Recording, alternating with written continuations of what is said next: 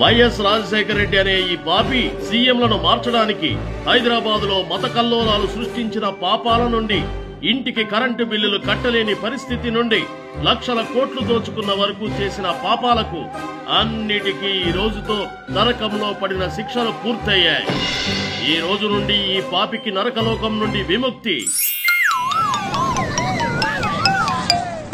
నీకు నరకలోకంలో మళ్లీ శిక్ష పెరిగింది.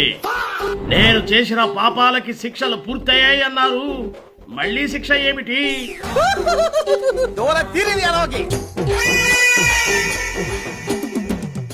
ఇవన్నీ చేసింది నేను కాదు కదా, నా కొడుకు కదా, నాకెందుకు శిక్ష?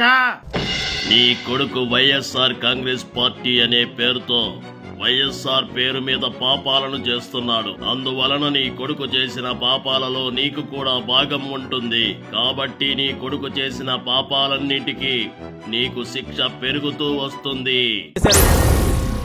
ఏం మాట్లాడుతున్నావురా? నరాలు కట్ అయిపోయింది. బ్రతికినంత కాలం భూలోకంలో నువ్వు నాకు నరకం చూపించావు, నరకంలో కూడా నరకం చూపిస్తున్నావు కదరా కొడకా.